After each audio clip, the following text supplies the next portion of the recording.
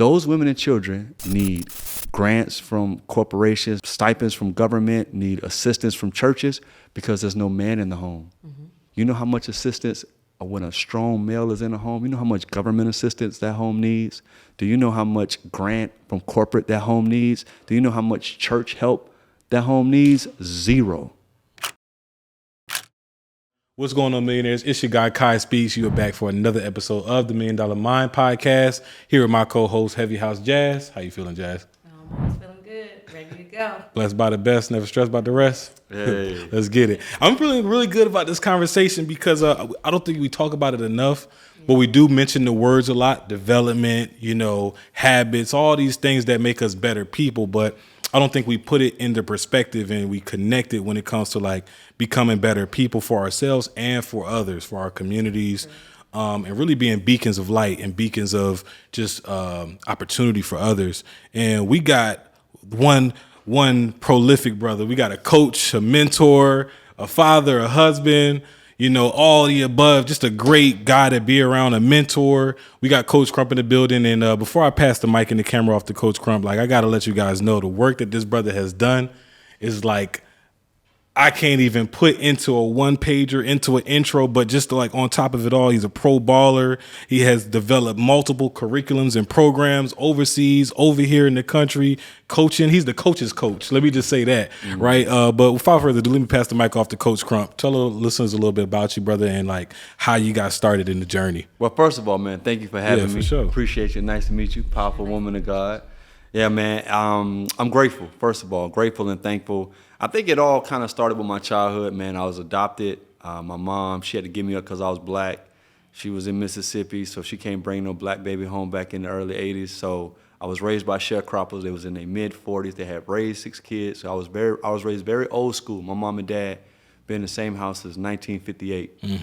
And so growing up in a trailer park and picking peas and peanuts with your grandmama Becca and at 8 years old, and then you start throwing oranges at 11 and 12, and you start throwing watermelons at 14 all day from 7 to 7 in the summertime with just illegal immigrants, mainly Haitians and people that just came out of county, and football players working those fields all summer for 2 or 3 summers and then cutting grass, and then, you know what I mean? So on top of my athletic background, I think just where I'm from, how I started, it just keeps me grounded in everything. So yes, I'm blessed to travel to 30 plus countries. Yes, I'm blessed to do the things I've done as a leader and entrepreneur, but I think the subconscious of me is because how I was raised. You know what I mean? Yes, sir, no, sir. Yes, ma'am, no, ma'am. So I've seen that play out in my life now and as an adult. And so I'm now in Atlanta, but I was in Bermuda. My wife, who was college sweethearts, we met in college. I was in Bermuda for 14 years and been here now 5 years, man, and the work and education and community has now kind of put me in a place where my reputation speaks for itself. Definitely speaks for itself. And I mean, being raised in Florida, right? They say that all the craziest people is from the Bronx and all of Florida. Are you crazy, or do you know crazy people? I know a bunch of crazy people. All right. But you're not crazy. Nah, I'm good, man. We can keep going. My daddy, he wanted me to, if I tried to be crazy, he'll whoop it out of me. I mean, listen, I got whoopings all the way till I was 13 years old. So that was my last whooping. Yeah. Let's talk about that discipline too that you said you was raised with, because I feel like it's a lost art. But then also, because it's a lost art, there are many different, configurations of discipline where it can be toxic as well too, where you got some parents who just want to be super disciplined on their children, where they're not giving them the space to learn their own identity and, not learn how to make mistakes for themselves and X, Y, Z. Talk about the discipline that you've seen, and you mentioned how you think it contributed to where you are, but if you could go into a little bit of depth on some of the things, was it routine? Was it just how to speak to people, communication? What was it specifically? Yeah. I think just subconsciously, again, the discipline is just my core values. Okay. It's embedded in me. So stability, a lifestyle stability, there's no ratchetness going on in my house or inconsistency of where you were last weekend, or every day you kind of know what Crump's doing. And my wife could tell you, she's he's very traditional. You know what I mean? I know where he's going to be. I know what he's going to do. But those type of things don't get appreciated to 10, 15, 20, 30 years down the road. Where it's like, man, like that your stability as a man in the household allowed everybody to be stable emotionally and psychologically.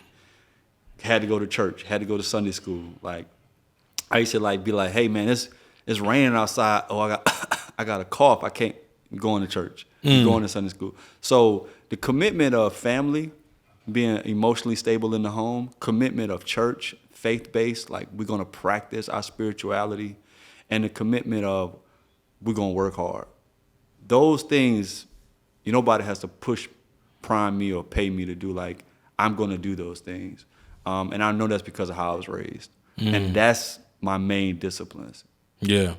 That hard work is definitely one that goes a long way. I feel like now, because we spoke a little bit about like social media and the perception it gives a lot of people from people not thinking it's cool to not have plans and to stay home, or people thinking it's not cool to work hard nowadays. And now it's all about working smarter, not harder, which I do agree with. But I think, like, again, people take these and they put it out of context and they look at for it as an excuse to not do any work at all. Well, you said a powerful word, right, Jazz? He said context. Context always matters when we're giving this feedback. I am giving my context based on somebody who values family, who values faith, who values legacy. So when I'm speaking right now, I'm speaking from that context of what I personally value. So I fundamentally come to understand that no matter what we want, if it's significant, if it's valuable, it's going to take work. It's going to take sweat equity. Correct. And I think a lot of what I'm experiencing as a coach these past 7 years, people are trying to finesse a way just to get something, just to say they have it. Where like it's like all these new trends about, men want to get a different tank top to get abs. They're getting different haircuts. They're getting the man BBL now, bro. Like I seen some. Now I don't want to bash anybody's hustle, but everybody's trying to find a shortcut. Yeah. And what we're not saying as grown, mature, there is no shortcuts. There is no shortcut. Anything worth having takes time. It takes what it takes. E.T. always says it takes 21 years to be 21 years old. When you dealing with like a lot of teenagers, they be like, yo, I'm 14 and a half. I'm about to be 16 in just in like 18 months. Like they can't wait to get older. When you get with the adults, they're like, I don't really say my age, but I'm still like I'm 40. I'm 40. The salt pepper is real. I'm not dying nothing. I'm not buying nothing. I'm getting in. If I want to get right, I'm gonna get in the gym and change my diet. Whereas I think a lot of times now, man, and again, because I come from that. I come from work. I'm not looking for Instagram. Like, what shirt can I buy to help my abs work while I sit down? Like, I'm not knocking anybody's hustle, but when you keep trying to find a way to avoid the work, you're going to not value it when you get it. You're going to keep trying to go to another hustle, another finesse. And then that's going to be in your subconscious in your marriage. It's going to be in subconscious with your finances. It's going to be in your subconscious how you raise your kids. Even how I raised my kids, I played the long game. Like, okay, I'm going to do this because I want this to be in place 10 years from now.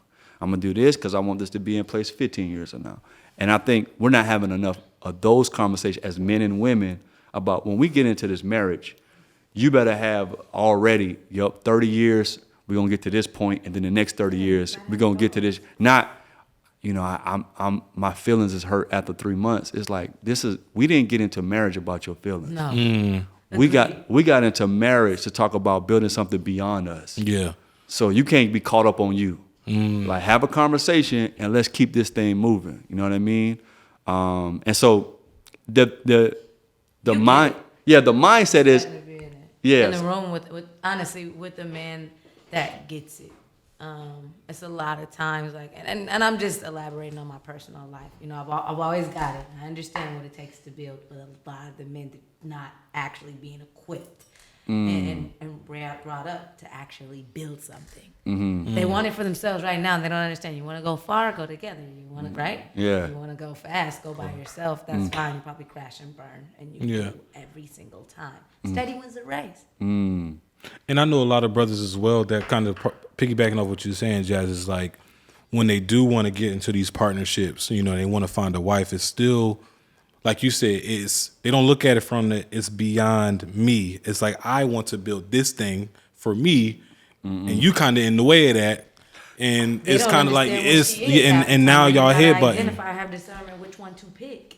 Now I know we kind of going into the I relationship know. spot. Yeah, we're not gonna stay there long at all. We're not, No, but Sure. I would say this. I had a major breakthrough. I tell people all the time, I was suffered from the petty priest ministry when I was so caught up on myself. I was told people I used to be King Dodo. But when I got my grown man skis on, when I got my Royal King swag on, I recognized that what Nicole wasn't my wife, that was God's daughter. And when I recognized that was God's daughter, I fully embraced her humanity, and I accept the things I couldn't control about that.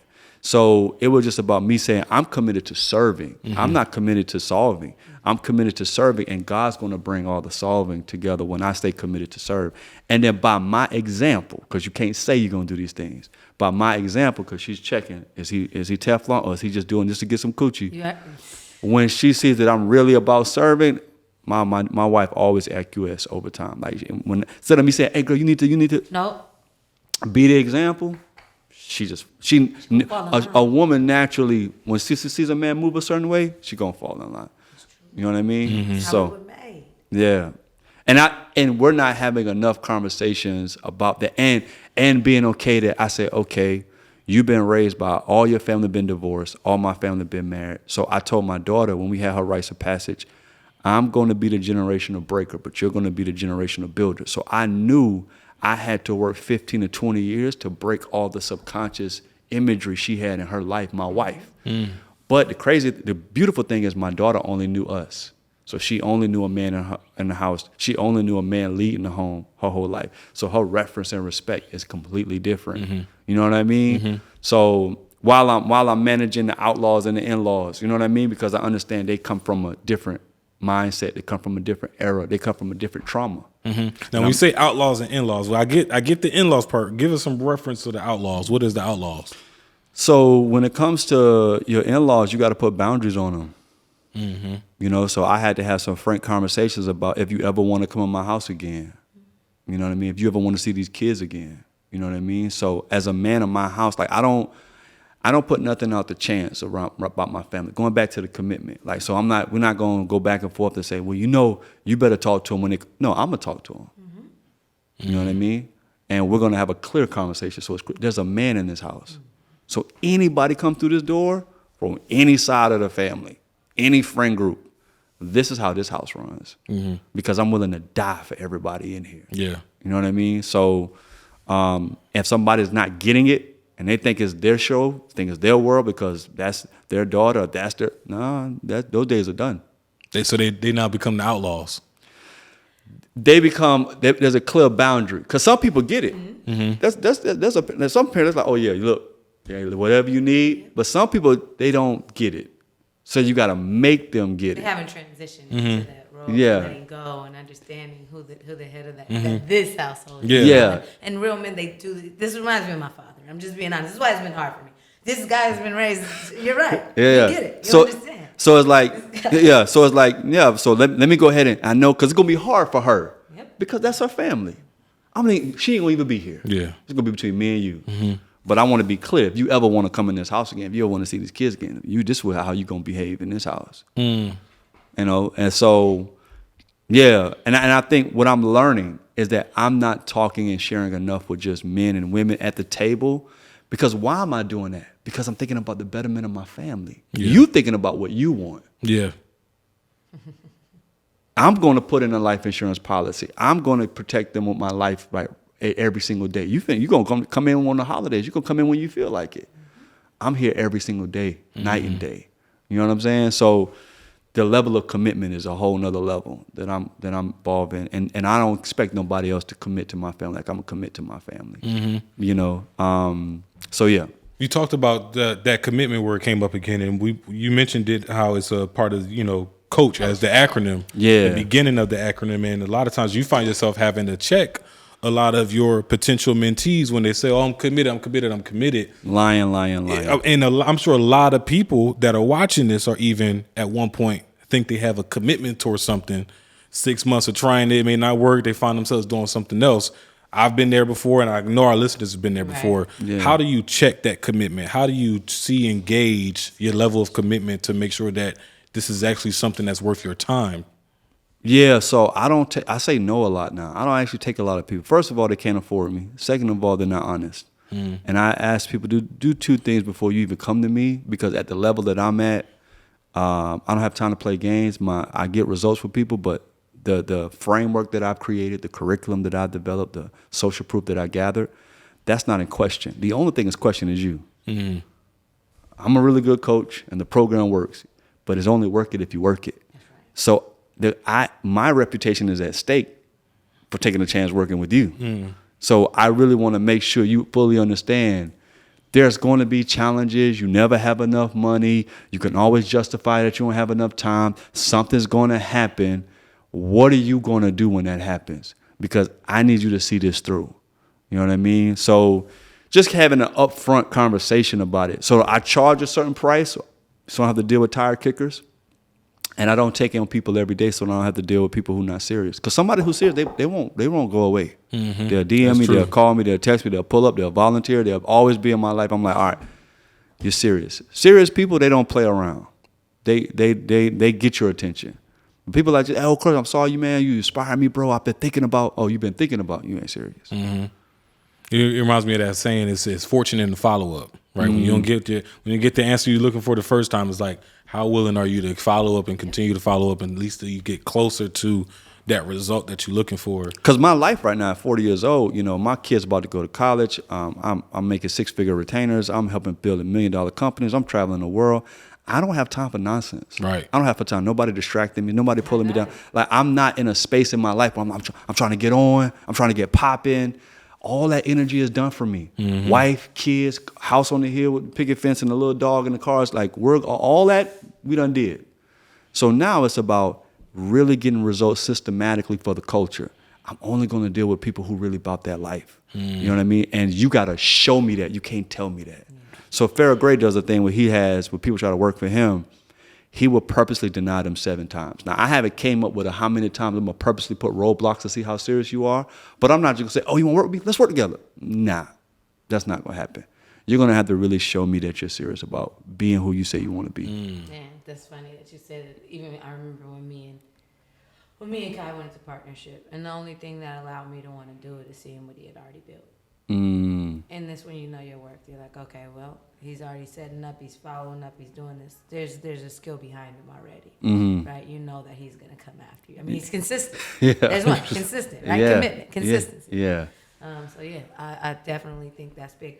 What made you want to be this coach and this whole, basically development guy? What got you into it? Yeah, it takes a specific personality type and patience to work with people at that capacity. Yeah, like I think it happened organically, man. I was all in on being a basketball player, playing in the NBA, right? And then you get to a point where you realize this might not happen. So I had that midlife crisis going to about to be 30 years old. And I vividly remember I told my wife I didn't want to celebrate because I haven't achieved what I wanted to achieve, and I'm realizing it's not going to happen at 30. As a hooper, if you haven't done it at 30, it's not going to happen. So my wife is like, okay, Chris, write down the things you said you wanted to achieve before you was 30 years old. So I wrote down the things. It was 12 things. Now, my wife has lists. I don't remember the list. But I'll never forget this. I was 29, about to turn 30. And I was kind of had resentment in my heart since probably about 25, 20. She was noticing my energy around the house with the babies. Mad at the TV, mad at the man, just playing victim. And she showed me the list, and 10 things on the list of the 12 I had already achieved. It was only like 2 things left. So what that did was I did play pro ball. I just didn't play in the NBA. I did travel the world. I just didn't do certain things. I did get a college degree. I did get a scholarship. I did get a family. I did get a wife and kids. We were living on our own spot. We had a pool in the backyard and a basketball court. Like, she was like, look at yourself on paper. Look at you. Because I'm still focusing on What you didn't do. what I didn't do. Yeah. So that was the first time, without a pause, I had to reflect on reverse engineering.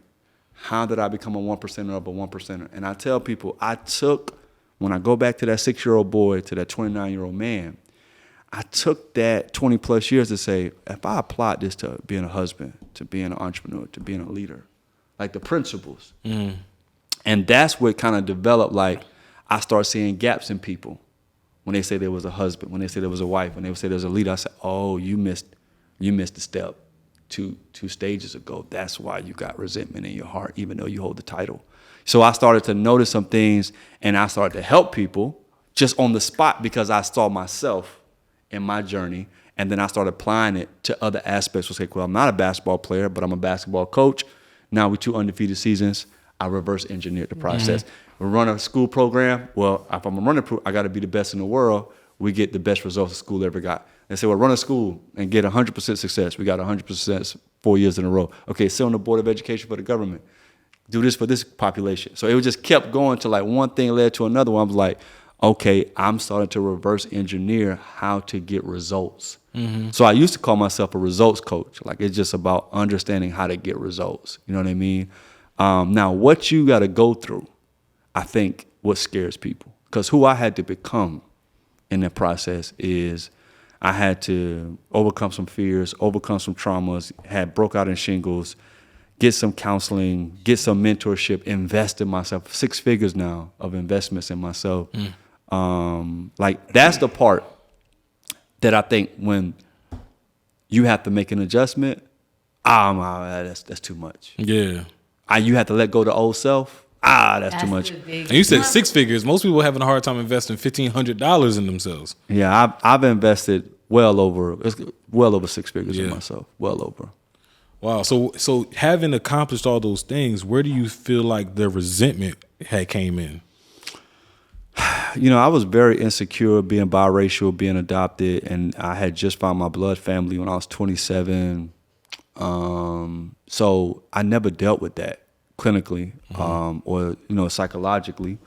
And, it morphs into things. And so part of making it the NBA was me saying to myself that I was good enough. You know what I mean? That was your milestone. That was to say you are it. Yes. And he made sure you never got there on purpose. Yeah. I love it. So it's like I identified my self-worth as a human with that accomplishment. So when I didn't get it, I had to go back and find myself because to my mind, I wasn't worthy unless I achieved that. Dude, this is what made you the coach. Yeah. This is it. I know. Man, this is it. You're speaking to my freaking life. To the right frequency. now, like this is active freaking time right now. Because when you don't know your worth and when you put it on this physical, worldly goal of when I make it here, I'm gonna be the best. That's not right. It's the journey. It's the journey. It's never like that's what he says. He says it's the journey, not a race. Yeah. So if your worth is put on this freaking one little accolade on the wall somewhere, you're never gonna be that. And then even I heard for like most people, once they even make it there, it's like that's still wasn't enough. It's like it's still and that's the other thing I know. So I got gold medals. I traveled the world. I've been treated like a full-blown celebrity coming off a plane. So I got plaques from churches, from schools, gold medals from federations, like MVPs, thousands of dollars, a check for $30,000, a check for $20,000. Like I've done it. I'm like, you still, it's not fulfilling. If you don't know yourself, if you don't know why you do what you do, you will find yourself achieving all this stuff and have no personal fulfillment. Like, so we moved here, got the house, got the 2 cars. My wife's a COO. I'm a 6-figure entrepreneur, and we still are lonely, disconnected, roommates. Like we still had to rekindle our whole marriage because we had pushed to get to this, got lost in translation along the way, and had to literally reboot the relationship. Still enough to see it. Yeah. And it's crazy the timing too, because we literally was just talking about this a couple hours ago. A brother was saying how in the military he got all these accomplishments, all these accolades, but to him it never registered that he was this dude in the military because he never knew who he was. And I guess from your experience, Coach Crump, like what is the work that a person has to do to start to learn who you are, what pushes you, what drives you, what are those drivers that we have to look for? So I go back to the COACH acronym, right?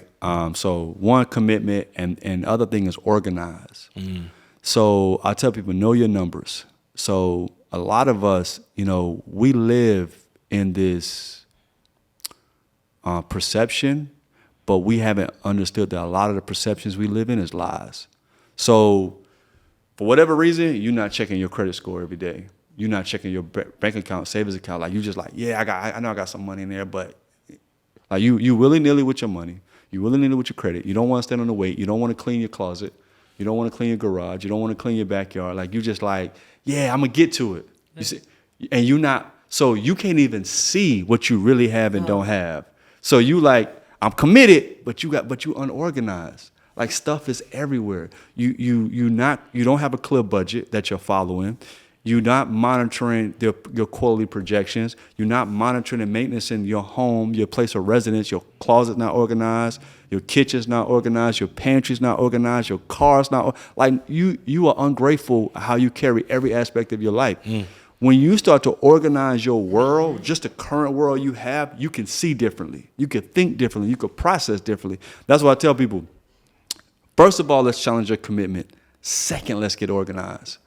Then we can have a discussion about, okay, let's make smart goals based on where you are, what you want. Now let's reverse engineer the steps that's going to take to get there, and let's focus on getting to step one. And let's put step one based on what you ultimately want. This step one's going to take 6 weeks because we chopped up the steps and we put a timeline to it.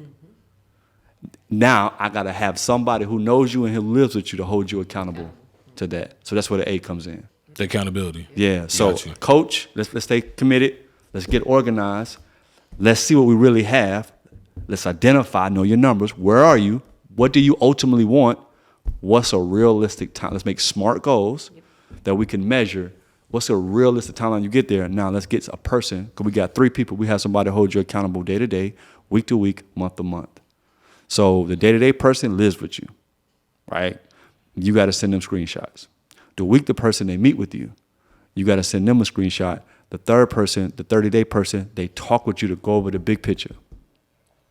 So the day-to-day person helps you with the first step. The week-to-week person, they help you with the 3 months. The vision, the 30-day person, they help you with the big, they stay focused on the big picture. Man, I can't take it no more with this woman. Man, I can't take it no more with this job. You need that job. What are you talking about? You better shut up. You're broke. I'm that big picture. Yeah, like you can't leave that job. You can't just up and leave. Yeah, like what are you on?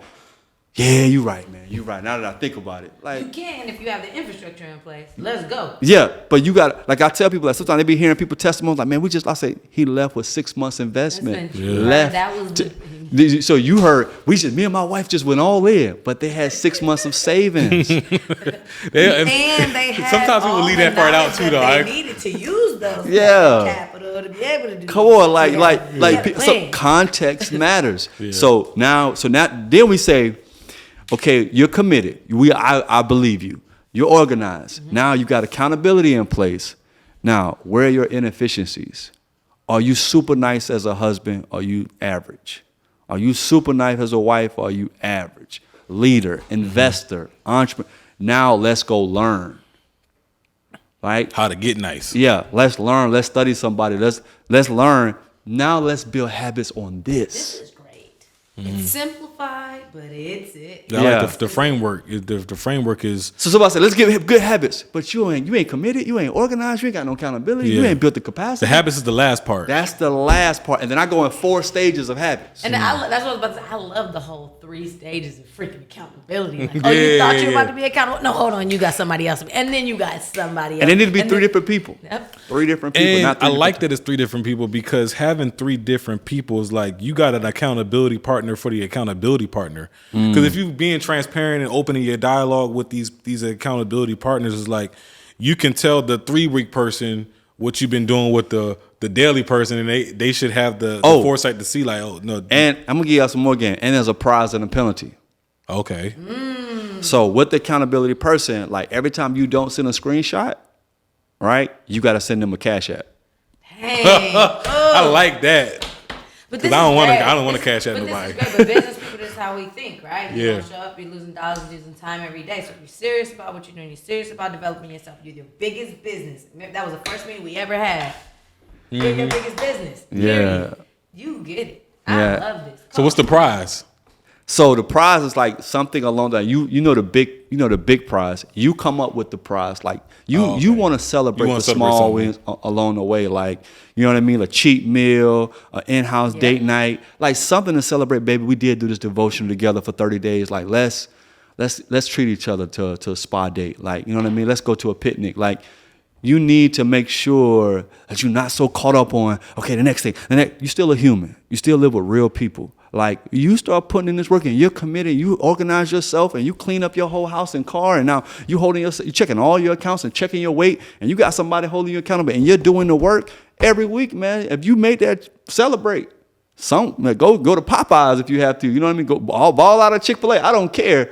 But say, man, this the life I'm living. I'm celebrating this lifestyle. You know what I mean? Like, this sounds like they say, what is it, 16, 14 days to change a habit? This is it, though. And it sounds sustainable. It sounds sustainable. Like something once you get it started, and once you have those habits kicking in, it's like this is something that you could sustain. You have a foundation. I feel like a lot of people talk about, oh yeah, I did this or we did that, and it's not sustainable for the average person. Yeah, it's not something that somebody could do for 2 weeks. After 2 weeks, it's I'm burnt out from keeping up with this routine. This allows you to hone in on individuals. Yeah. Like what you created, it hones in on the individual. Yes. What's wrong with me? Yes. Right? Why can't I be successful? Or why can't I scale to this next level? You know, from 100,000 a month to, $1 million a month or whatever it might be. We just had a 7-figure speaker conference at the Atlanta Braves Stadium that I was blessed to be the host of last month, right?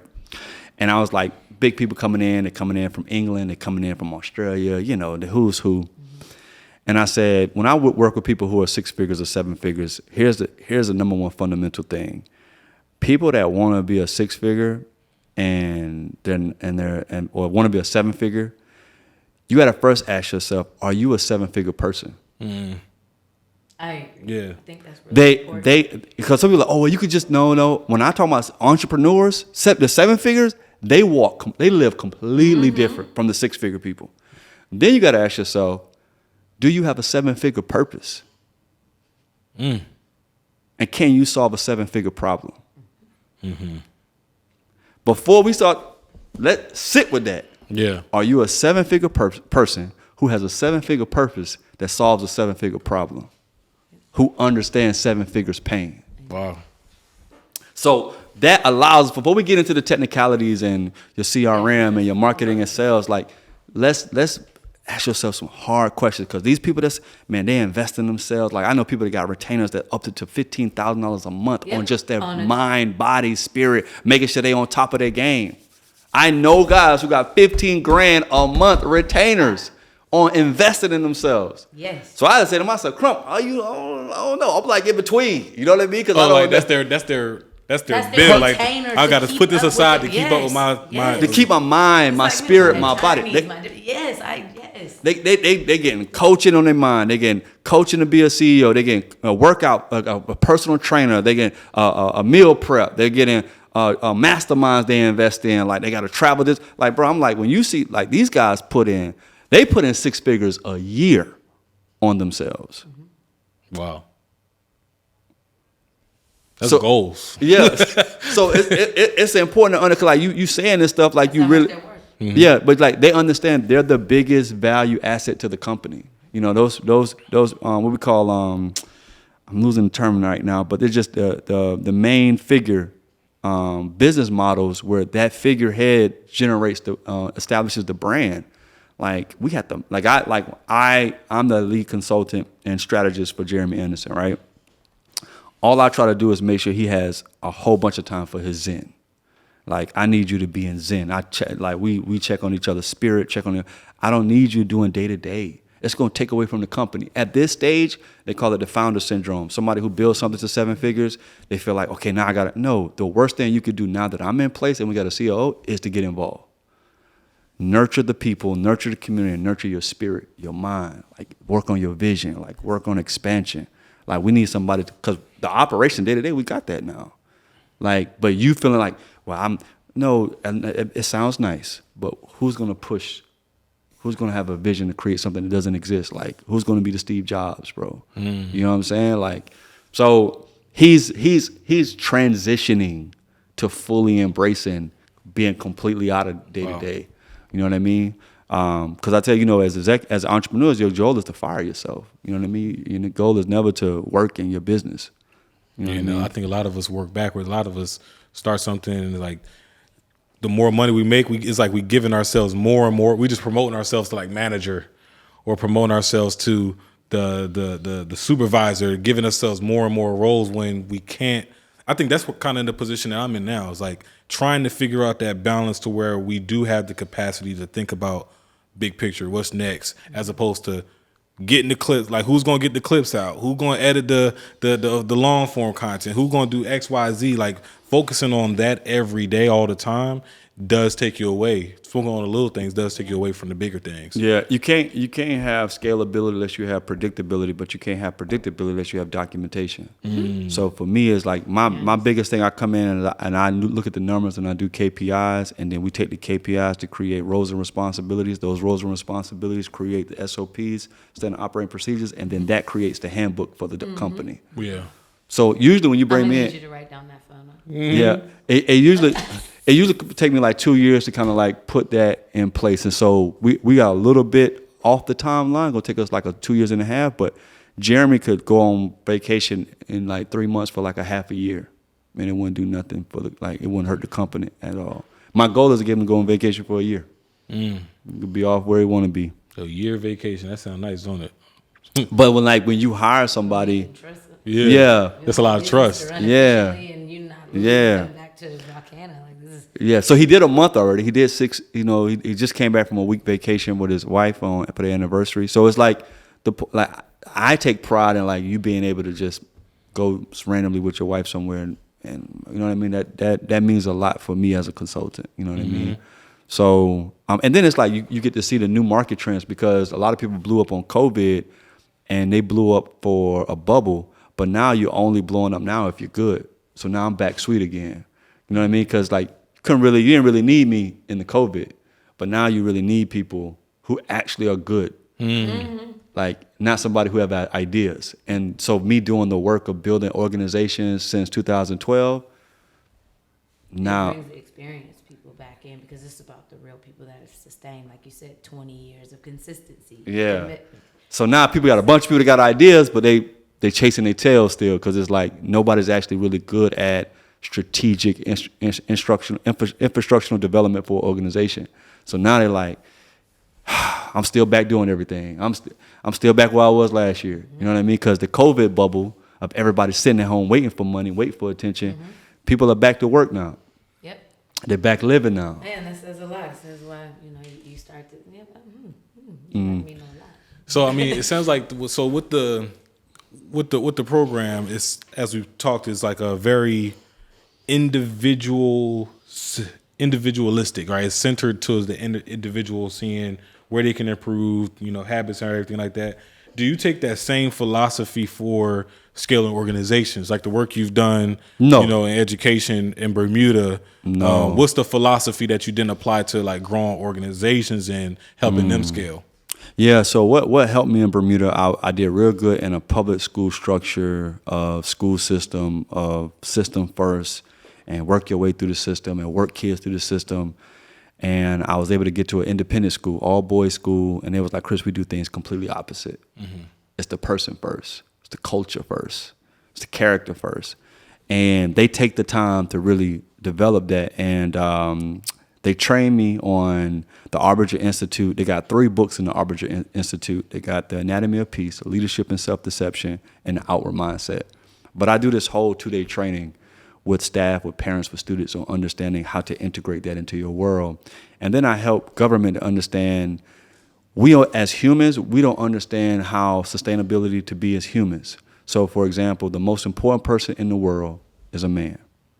The most powerful person in the world is a woman.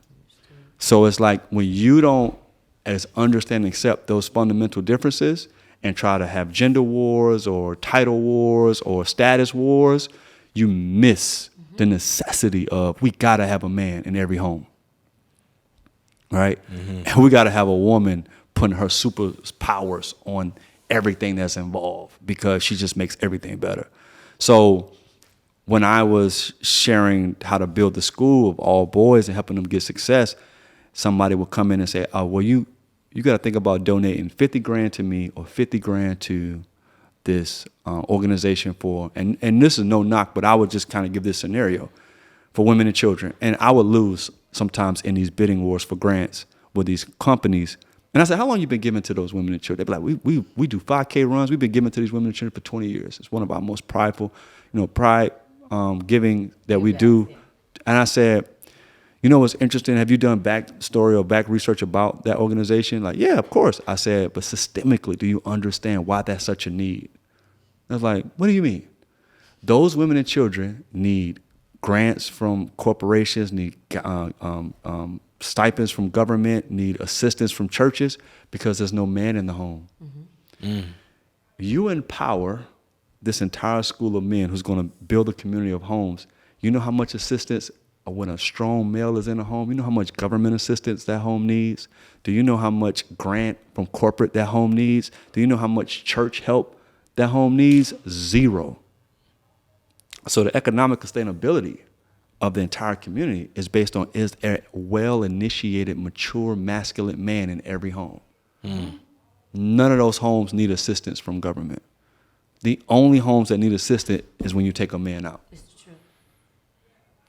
And systemically, that was done on purpose. He's a man. That's the difference. An actualized man. Now, let me make sure I quantify. Yes. Context matters. A mature, masculine, initiated man. There's no intervention that's needed in his home. Elaborate on the initiated. Point out the difference on initiated and, I guess, uninitiated. Yeah, my pastor say males are born, men are made. And I've been blessed to go through multiple rites of passage. I became an alpha, you know what I'm saying, the oldest and the coldest. But also, I became a made man. Also, I done rites of passage for boys, 2 men with their fathers. And so we talk about the male archetypes. So there's 12 archetypes. Let's talk about the 4 male archetypes. There's the bricks that represent the brother, the sword that represents the warrior, the crown that represents leadership, and the candle that represents sage or visionary or the boy's dreams. Every man has those things. But if it's not properly initiated with a mentally, socially, emotionally mature man to bring you along on how that looks, how that feels, how that sounds, and you got exposed by your cousin or auntie, and now there's different influences that what brotherhood looks like, what leadership looks like, what fighting, what being a warrior looks like, what being a visionary looks like. So we all have it. You see some boys, they be like, "Oh, he quiet, he's tastes to himself, and he don't really get passionate, he's not into sports." You put a headset and put a PS5 in front of that boy, you will see a whole new boy show up, right? You never have to tell a boy, "Hey man, you should get a clique, you should get a crew, you should get somebody." They're gonna find a clique, a club, a sports team, a men's group, a church group, an internet group. They're gonna find a group of dudes to hang with because it's part of being that archetype of who you are. When you don't have people that properly, men who's mature, who's sound, who's seasoned, who's bringing you in a way to even be better than me in this space, who's brought you along in those archetypes. That was a good point you said. Who's bringing you along to be better than them? Yes. Because I have my son. Power is a really big thing in our makeup. Yeah. Of who we are as humans. Like you said, the man is the head. He is the most important. And when he does not understand all that he's made up to be, that's when it gets dangerous. Yes. Man, you're right. You've got to do this on the youth aspect. You got to keep going. Yeah. My God. Yeah. So I'm having my son rites of passage in Bermuda this summer. So me and 15 men will be on the island for a weekend where the mothers meet him at the docks with his mom, his grandma, his spiritual aunties. They will meet him at the dock on the boat, and we cut the emotional umbilical cord. So at 15 years old, he's going to cut like this self-sabotaging victim mindset of just going to his mother to compromise. His mother, and when he comes back, she's never going to see him as a little boy again. She's going to see him as a man. So even when we come back, we're going to change his room. Like he's going to have like different furniture, different bed set, everything when he comes back. Like he's a man. He's going to have an investment account. He's going to have a savings account. Like he's going to understand his numbers, understand like, you know what I mean, walking into that. And so we're going to have a whole weekend where they cut the emotional umbilical cord. They spend a whole weekend with us going through some experiences. And then everybody sees the ceremony Sunday morning. The women come back on the island. And he has this thing where he gives some sacred acts, where he makes a declaration. He washes his mother and father's feet. And then he gets sacred gifts from his family members to recognize. He has to make a step. There's a rope that symbolically represents, I'm going to step into my manhood. So everybody that has the sacred gifts of who they see him as a man, he has to step over that rope to receive it. So they can't give it to him. He has to step, then they give it to him, and then we fully embrace and hug as acknowledging and respecting that he's his own man. So that's a curriculum I put in for the school. So the boys that become seniors, they go through the rites of passage with their father or their father figure, who's willing to carry them out for the next 20 years. So they're gonna example wise carry him through the 4 male archetypes and the plan that we make for their lives over the next 20 years. Wow. And so this is something now that is currently being implemented at that school, and then you're doing the same thing for your my son. I pray that you guys get to Oakland, California. They need it. They need it. It's a lot of cities I know that terribly. need something like that. Yeah. Just even, I mean, the minority male in the Bay Area does not know his position in this life. And that is why it is even failing. It's Yeah, and I have a lot of empathy. I have a lot of empathy for men, but now I have empathy for women because they're being played to do the gender war and they don't know it. I do. I say it all the time. But a woman, only the ones who know, who had a father figure, who had somebody who was already putting them on game. But in the general public, I'm speaking to, in our culture, the black and brown community, most women in their 20s don't know that they're being influenced to be a strong black independent woman, a phrase that's not used in any other ethnic group in the entire world, was simply subconscious saying to you that you don't need a man. Yep, and That's all that's saying. That is not real. And see, and I'll just be honest with you. I had 2 fathers. I had a father that played basketball and overseas, and you're like the guy I'm talking about. But my other father, he was there. Drugs took a little bit longer to get out of his system, and he became a product of what the system created for us. And that's what you're at war against. Yeah. You're at war against historically what happened over time of colonization, just power. Yeah. Right? And reinforcing it back in, bringing it back in to let the man know where his position is. Yeah. And that he's the head. He's the most important. Everything will fail after him. Yeah. But we came to make sure it was right. And that's how we've been sustaining. I don't know, but I do because we've come with multiple gifts. To But here's why we got to educate each other at the table. Because my credibility is because I'm married with kids and I did it with my family. You know what I mean? Not my degree, not my title, not being an alpha, not being a pro ball player, not having money. Like none of that is relative to building community. What's building community that we're staying committed. So I need my wife to see the big picture too, because she could be like, well, I'm in a season now. I'm like, cool. Like literally, in over 22 years, you go through seasons in a relationship. Have your season, go take a break, and come right back. You know what I mean? Like it's important to understand. Like all of us, when we get into this thing, men and women got to see the big picture and be committed to the big picture. Big picture. But it was that father, that second father, that was committed. He was committed. He made sure that he had a stepmother, even when my mother, single black mother, couldn't. But she sent us out there every summer, and we were with him. And it instilled in us. We did cropping with our grandparents, everything. But there was a home, there was a wife, there was us. She couldn't even make babies. But he made sure that it all worked. My mother was respected. She respected my mother when she did have my little sister that's at UTK right now. Guess who came? We all came. All the mothers came. My mother could stay in the home with my stepmother and my father. That's because beautiful. He sets the tone for all the women. He said, it's like kings. Kings have many wives. Like I'm just being honest, but there was a commitment that was different. Yeah. You have to know your place, your role in it. Yeah. Man, who you are. Are you a 7-figure person? Yeah. Are you a king? Are you an empress? Are you an emperor? Which one are you? Yeah. That's 7 figures was the names back then. I think So. I think going back to like just what you mentioned too, Jazz, about what's going on in the Bay Area and what I see going on in so many other like big cities like Philly, New York, Atlanta even.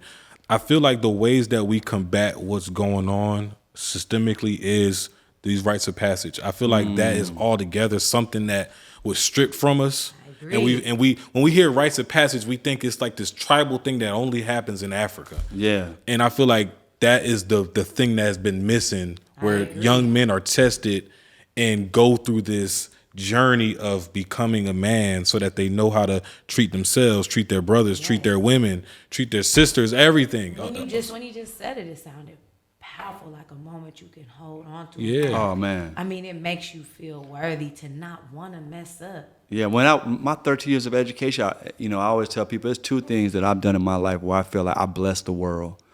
It was the rites of passage curriculum that we created. I was like, when I experienced it, man, when I did the ceremony, I was like, when I saw the crying mothers, I was like, yo, what we just came together with, because I didn't put it together by myself. I had Dr. Joseph Whalen, who studied male archetypes. Okay. Trace White, who studied multiple rites of passage program for black and brown boys. And I can't remember everybody that was on the organizing committee, but we just came together and was like, we got to make something comprehensive that definitely changes their life forever. And that everybody feels it and it resonates through the generations. And man, what we came up with was like, it's a 52-page document, but it's a 3-day intensive and there's a 3-day onboarding process with the family. So it's like they do interviews to prepare their wills, their trust, their mindset, their finances, their planning, like the transitions of roles in the family, and like what do your house look like. So we was having conversations that they never had with their own children. So they had to play that out in real time and be like, man, we don't have a trust, we don't have a will, we never talked about some of these things before. So we went all of that so that they understood what they had to prepare for by the time he finished the. No, so this like y'all even talking about trust and wills and stuff like that in the program. That's true legacy building. Legacy. Everything, man. Like, so what's the plan? What's the Can't plan? make you feel amazing and not have something to look Yeah, forward like to give you land the on. tools to really That's put it in This practice. Yeah. dies, then what? Yeah. Not like that, but Yeah, so like we talked about everything, a whole play we're going to be running for the next 20 years for this family. Wow. And we made sure it was in like, y'all got to come up with what, like you, the mother, the father, the son, y'all got to talk and say, what's the plan for us, for him, for the next 20 years that the father is going to carry that vision. Let me for ask you this, This is true. because My father always said that, and that's how he built the transparency. If you don't have transparency in the household, if these people don't know their roles, where they're going, what's the long-term plan? Yeah. Like, it's not. You remember that whole like, get out of the room. This is grown folks talk, like how we. yeah. That my dad was Stay out of grown complete folks' opposite, business. and it sounds like you're basically making an organized system of like this. Yeah. Telling these Like, y'all gotta talk. Yeah. Yeah. You guys have to talk. You gotta make sure that the son knows this. Even relinquishing your parental rights over them at 15, 16, saying this kid, this boy, this girl has to develop. Yeah, because we got, remember, there's a lot of social conditioning to these delays process for us, and we don't realize it. As going back to humanity, right? We talked about somebody like Gandhi. Gandhi got married at 13, right? Why was people prior to 1920 getting married at 13, 14 years old? Because you had your period, you was able to have sperm. People had rites of passage when that happened and 9 times out of 10 in a healthy dynamic, it was happening between the ages of 13 and 15. We had high school was done at 14. After World War II, America was like, man, so many soldiers died. The kids are going into the factories. When they was going to factories at 14, they was dying. So they needed their immune system to be stronger. So that's why they made another high school, and they called the other high school junior high. And then like after the Brown and Board versus Education, they made it they called it middle school. But prior to that, you only had primary school and secondary school, and you was done at 14. They did that to just like socially, like, have you just kind of figure out some stuff just as a holding cell to go work in our companies, right? Mm-hmm. Now, we done added technology. We done add all this information. Now we done had so much gender war and isolation where now people are not getting married at 13 and 14. They're not getting married at 18, 19 like my mom and dad. They're not getting married at 21, 22. Mm-hmm. People are not even getting married at 30. And the problem with that is 90% of the women, they lose all their eggs at 30. Mm. So... Yeah, so Now people talking about like, oh, we could freeze eggs. You know how much money you got to have? It's not accessible to everybody, right? So now you got people on social media giving advice on what women can do if they stay independent and strong. That only 2% of women even have access to resources to do that. Yeah. When really you should be focusing on being the best person you could be and getting into not testing a bunch of men. Get into a wholesome relationship as early as possible and build with each other. Y'all both ain't got nothing. Y'all both, you know what I'm saying? Like, what makes me and my wife special, I was 18, she was 20, and we both had nothing. We both was the golden child of our family. We was both supposed to be the person that make it out. And we built what we have together. So I can't stunt and flex like, yeah, you know, I'm Coach Crump now. Everything that I have, you have to give my wife half the credit. And everything she has, you have to give me half the credit. I've coached her. She's coached me. I've trained her. She's trained me. I am the version of who I am today because of my commitment of staying with her for 22 years. Would you say that it's that commitment that drives you to keep doing the work that you do? Oh, yeah. Oh, yeah. Because now what's dope about what we have now, I can see the social proof. So now everybody's trying to get but they're trying to get what they want. It's like, it don't kind of work like that. You got to be a person of value and virtue, and then you got to see somebody else who's on that journey, and you got to be like, we should get married. Okay, that's what that was going to be my next question to you. Is hey, that guy or gal that didn't start at married 14, high school, college, where do they start? You know, but I think the main thing that's missing is the parents are not being equipped with these having these conversations as well. Because instead of you thinking like, well, I don't want my baby boy or my baby girl to be in a relationship until 30 years old. Like this rites of passage, it's just not just for the children. It has to be for these parents. Parents ruin children. Children don't ruin parents. That's the saying I always say. Yeah, so my daughter right now, she's ready for a committed relationship at 16 years old. My son, after this summer, he will know how to take care of a woman. And I think he won't have no experience. He won't have no experience, but he will know how. He will know how. And he'll have a great role model to look after to see how to model it. My daughter is like very clear on where she going, how she moving.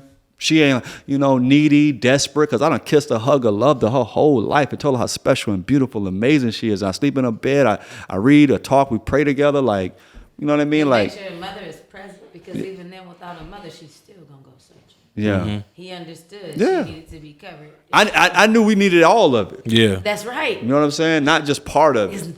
Do you get a lot of have you gotten a lot of pushback from the father side with this being a program that is not worldwide, it's fairly new in our communities, right? Old new, but most of the fathers, I'm sure, have not been through a rites of passage themselves. So, do you get any pushback? When we have these, all the adults are crying because they all are saying, even when I deal with my daughter, the women that was 60 years old who came and visited, because they had African garms, because hers was the intention experience. So she had the fellowship of women the night before. All of these 14 women spoke into her life about things that she needs to be considering, be prepared for. They fellowship, had dinner together, and then she went through her ceremony, and then the women were just like, Chris, they put me to the side. It's like this, especially she was washing our feet, she was holding the baby, she was reading her 15 affirmations that she's going to serve into the world, and they were just like, every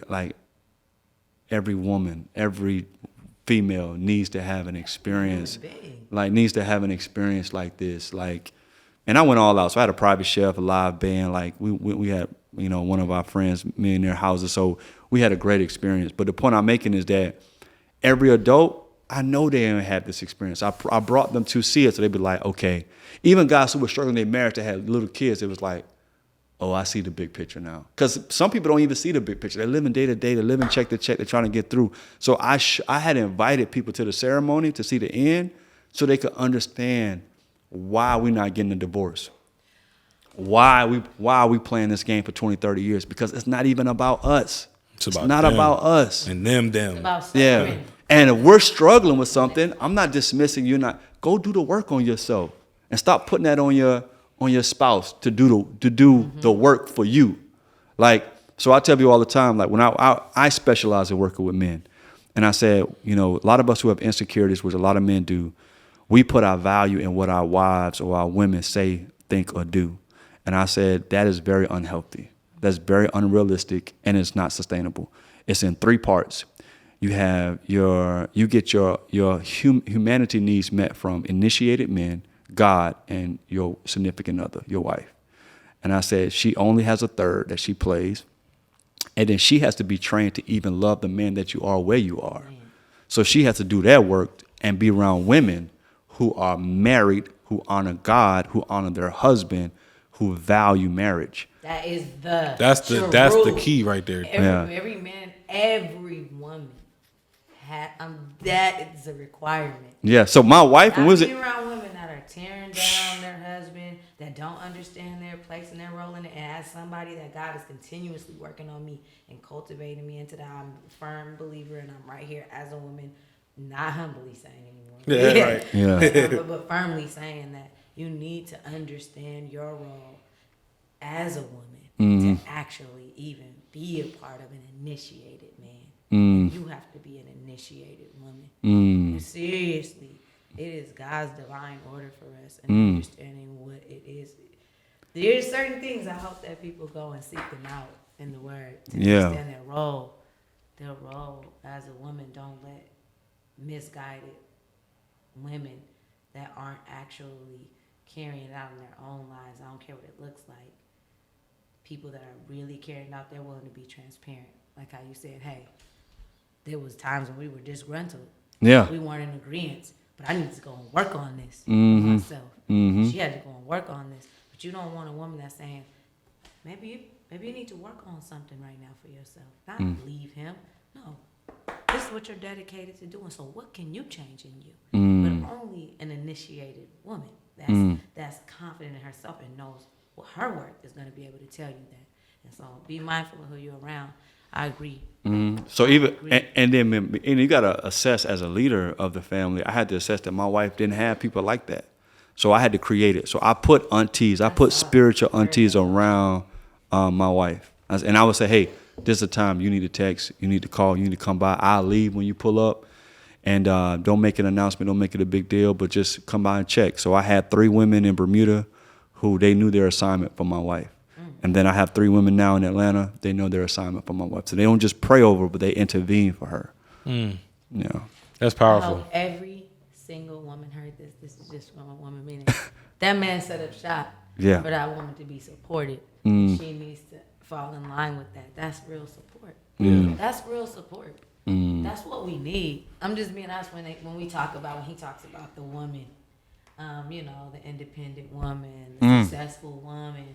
All of that, I can sit here and there's 2 men at the table. I can break it down to you. I've been successful. But at the end of the day, I need a man. On my good days, on my worst days, and I know it. Not every man, you know what I mean. But you want someone. And even I'm a mammography tech. I talk to women 40 and above all day. They walk in my room 90. They walk in room 70. I get a lot of wisdom all the time. How old are you?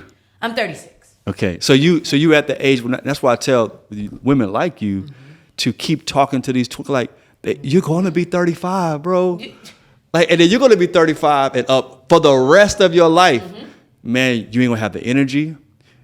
You don't have the bandwidth. Like, you just want to be home. You just want to be with somebody that's significant. You don't want to have to chase and figure out and perform. Like, it's exhausting. It's exhausting. Just the effort in it is exhausting. The sound when I hear my single brothers talking about it, I get exhausted, bro. Like, so it's like you, right? You just the stunting and flexing. It's just a little season and just a little fling. It's nothing that's going to be like you're going to want somebody. The woman is turned off. She's like, dang. Like, I mean, we wish we had more to hold on to. We really do. And that's what makes it hard for the qualified brother.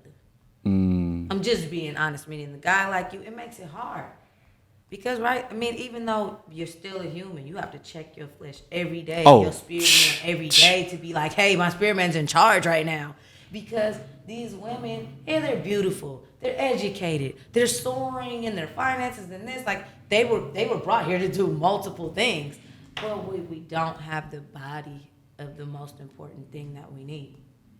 And that's like the initiated man. So what you're doing, yes, I do believe we need to do it in the woman aspect, but we are kind of built different. Yeah. So, but I think like what you guys created this platform, like there's other platforms that have like taking shots at women, and it's like 8 women around, and they're taking shots yeah, about yeah. how they're like just selling their body, and Yeah. but they're but it's still not solving. It's not constructive at all. No, it's just it's exploitation It's of, I was about to say. of ignorance and ratchetness. But what we need is for us, the black and brown culture, to sit at the table and say, woman of God, we're trying to build something bigger than us, and we all got to pay. We all got to work. That's we right. all got to commit. We all got to sacrifice, and that doesn't turn off. So we got to ask ourselves, like, at one point, are we committed? Here's the thing, right? Like anything else, what's crazy about all that me and my wife have been through, because we've been doing it for so long, and it took us so many layers to get over ourselves. A lot of it's subconscious now. So even when people say, "Man, are you doing it?" I'm like, we don't even think about it now. It's habit. Yeah. So now it Got the became a habit. So first it was like resentment, Coach. like, man, she ain't giving me enough sex, or she ain't respecting me, or whatever petty stuff. When you first get married, that you debating stuff over about bills, about all the stuff that people do before they get to 10-year mark. We're way past all that stuff. And now you're thinking about, man, we've been together 22 years. Man, our kids are teenagers. And we're 40 and 42. Still got so much life to live. God, most likely we're going to be together for another 40 years. Mm-hmm. And I'm like, if I had to go back in these streets, bro, the thought of it takes me out. Yeah. You know what I mean? It would take. I remember when my sister was. I remember that, and I was like, "You do not want to come to these streets," because her and my brother, they were getting divorced, and I said, "Please don't, like do whatever it takes." Like I get it.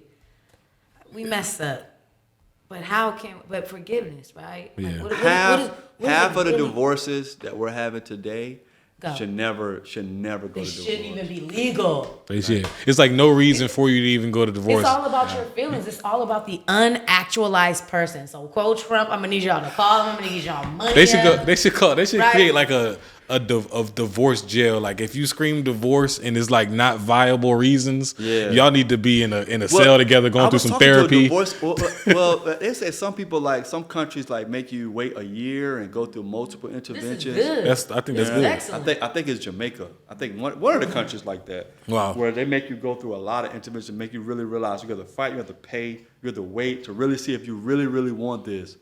And it's too much of a setup. And now people are making about, it's only benefit the woman. And it's just like, bruh, we done took everything and went left. I know. And it's like, man, and we really got to sit down and have conversations and help when young, hottie and thotty, and you think it's going to be like that forever. Like, no. That shit is not real. And that's why.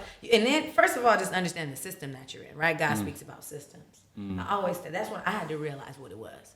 I'm serious. You can be beautiful all you want. You can have pretty this, pretty that, beautiful hair, beautiful teeth. You can be smart, blah, blah, blah. You are in a system. What'd you say came first? Mm-hmm. Okay, then. Respect it and let it freaking be. You're going to get wrinkled and old. That's going to get tired. It's a new booty on the block, baby girl. Remember, they always say they want to be young and hot. This is the system that we're in. I'm just being real. So it will get old. It will get tired. We can't fight against everything, right?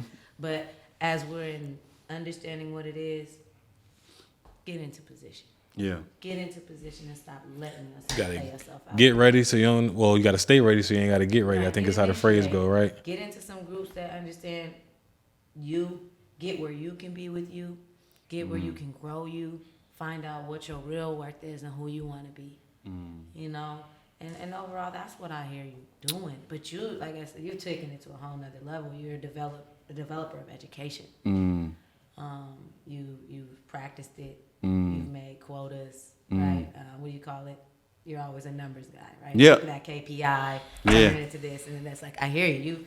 You've done the work to actually build people. So how can the people that see this episode, the people that are dialed into us, get in contact with you, get into those programs? Because it sounds like you have multiple programs. And tell us about the King Conference too, because Yeah, we didn't even there's- get a chance to. We Yeah. didn't even get a chance to So- dive into that. Yeah, so me and my wife, she's my business partner with the game plan coaching. We're gonna make it where it's a evergreen vibe where you can always tap in and get the information. Me coaching, I'm in the air about that right now at this moment. I just finished a cohort at the end of the year, and we're looking at what that would look like. I got to look at my personal bandwidth. But I am going to do my own in-person event, the King Conference, hosted by the Boy Man King podcast. Shout out to my boy Kai the Guy. And that's April 20th. It's in Atlanta. You're going to want to register. Registration is going to be, the wait list is up right now, but the registration will be up very soon, the next couple of days, and it's going to be $99. It's the King Conference to educate and empower and equip what it takes to become a king, but women need to be in the room. Mm-hmm. So I do have a woman presenter on how to support and how to develop a king as a woman. So it's not a men's only conference. It's talking about strictly the development of a man. But women, one thing I've learned as a male development coach, women need to be in the room because they don't have the information. They don't even have the education. And I tell them about real quickly, women don't know that women have 16 personalities of how they want to express themselves, right? Privately, especially when you get to them in an intimate setting. But what they don't know is men have 3, and they're constantly at war every day. There's the monster, there's a little boy, and there's the God. And so we are fighting our flesh to not, a man has to, let's say, bust a nut, right? Have sex, right? So I'm either going to go down the road for 30 seconds or 30 minutes and bust one, or I'm going to go on porn or a laptop, or I'm hoping I come home to my wife. But if I can't get any of that based on my moral compass, I'm trying to do reverse psychology on which outlet not to take, which outlet to take, a man is doing that almost every single day of his life once he turns 15 years old. A woman don't understand that. They think you're just waking up with a boner like, what's wrong with you? That's natural. Mm-hmm. If a man doesn't wake up in the morning with something's unhealthy with him. So women got to understand we're completely different, and they have to completely accept it. Agreed. Completely accept it. Over time, you do. Oh, if a woman is becoming actualized and not resentment of being a woman and nigga ain't this or ain't that, and you don't get it. You always want to my body in a healthy way is literally wired different from yours. You bleed once a week. I don't. Yeah. You know what I mean? Or once a week, a month. I don't. I get hard in the morning. It's different. It's just different. So we're different. And because of that, we have different needs. I need to emotionally support you, talk you through. Do you need some water? Do you need some rest? Do you need some ice cream? I need to bust a nut. So we need to make sure we're on the same page on, can we meet each other's needs? Because now if we can't, you are sending me to a space in la la land that I'm trying to, and that's just you got to conquer. And that's just with the monster. Yeah. I ain't even getting to the little boy and his traumas, and I ain't getting to the God, and you trying to understand that part of you. So that I try to help. I'm gonna really be breaking down those 3, and then also as a coach, everybody has a blind spot, a sore spot, and a dark spot. So I break down the spots and I break down those personalities so that women have I get it. A lot of stuff. I don't agree. But a lot of stuff makes sense to me now. Mm-hmm. Right. Yeah, this is for. To me, husbands bring your wives, definitely. Yeah. You're in shoot, even wives watching this, bring your husbands. Yeah, but even then, any woman, I have some friends right now, they're in counseling. I'm highly driving them to. Yeah, you gonna want to come to. This could save you. Yeah. This could save you to know how to serve each other. Yeah. And if you could serve the man that is very initiated, that already has the plan for you all. Yeah.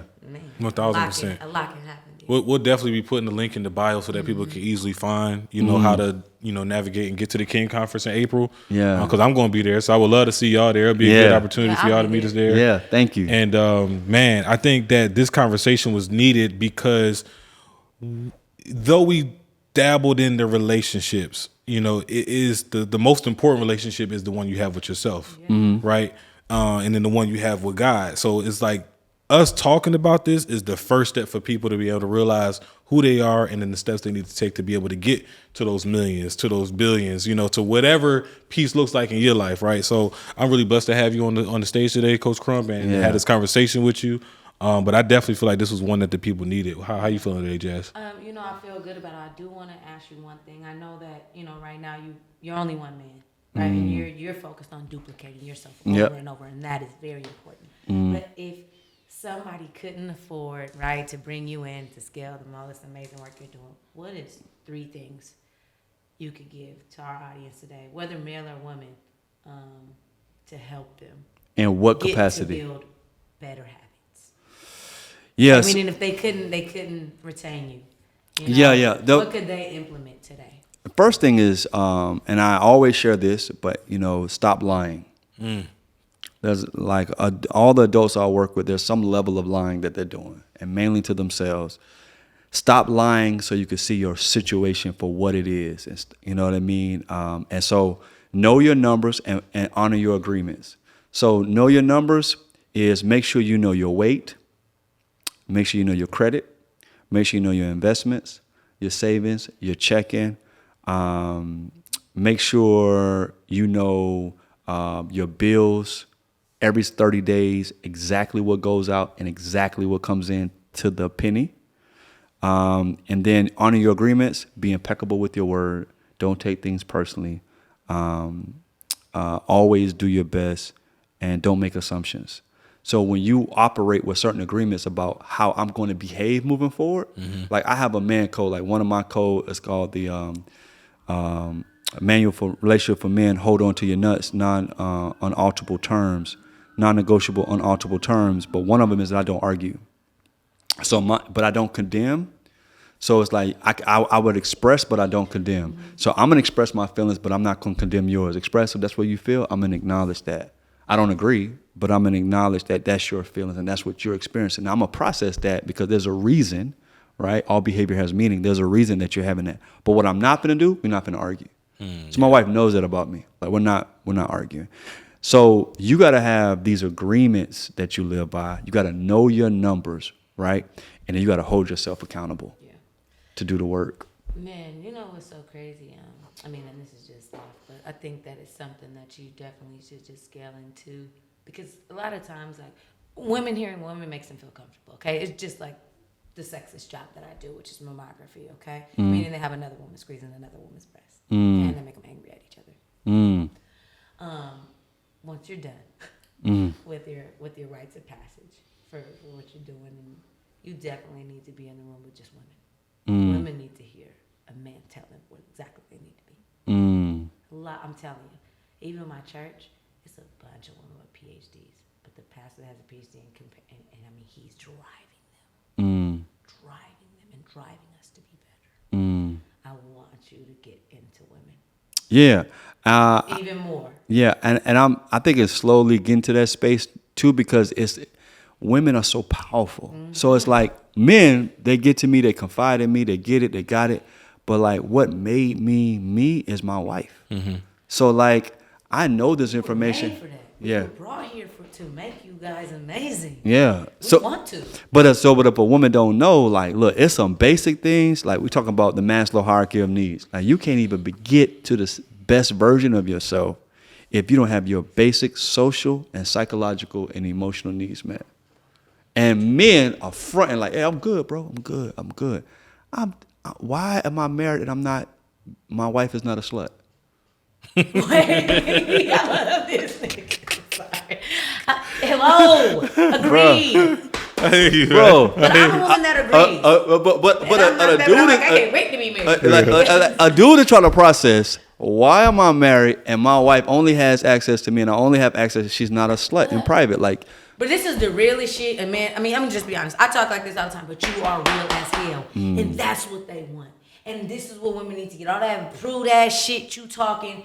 Talk prude when you setting a standard in the beginning before you gave it up. Yeah. But definitely you get it. yes, once we done signed, sealed, and delivered, Yeah. we cut the Sign lights off and God close said the it. door. I'm yours. I need you to be full slut mode. He Like said he said go and make love and make passion. Go and be married. Yeah. Go and procreate. Yeah, but just to help people with what a man wants you to be, just in case a woman is struggling, like what type of woman, what I want my wife to be behind closed doors with just me, I want my wife to be a slut. And half of the world is telling you that's exactly what she wants to be. Y'all just got it messed up because y'all just selling it for y'all ain't even married yet. Yeah. I'm just being honest. I made the mistake. I get it. Yeah. I hope that we listen to you, and I hope that we keep actualizing and being accountable for ourselves and coming to where we can get everything we desire.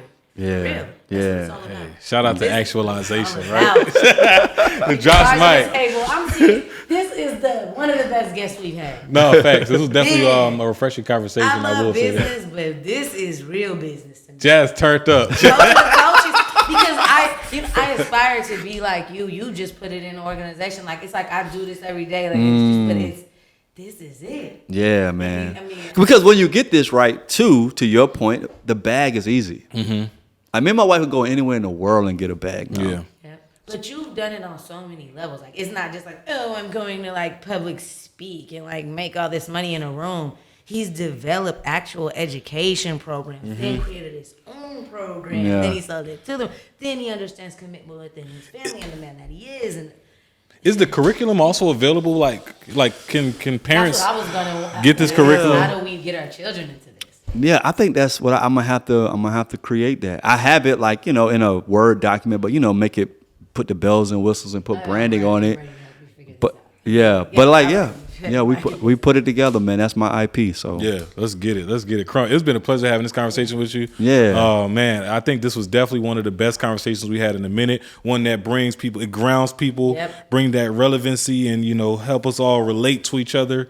The stories that you've told, the experiences that you have, I think is all beneficial to the audience. So I appreciate you, brother. Hey, no problem. Thanks for having me, man. Yeah, absolutely. 1,000%. We'll have you again if you'll have us. you Yeah. know? And to our guests, I appreciate y'all tuning in week in, week out, every Monday for those new episodes. Just remember, y'all smash that like button and that subscribe button if you found value in this episode. Share with a friend that you feel like is needed. I want to see y'all at the King Conference in April 20th. I'm going to drop the link in the bio. And you just heard from the King Coach, Coach Crump. I'm your guy, Kai Speaks. Heavy House Jazz in the building. We out.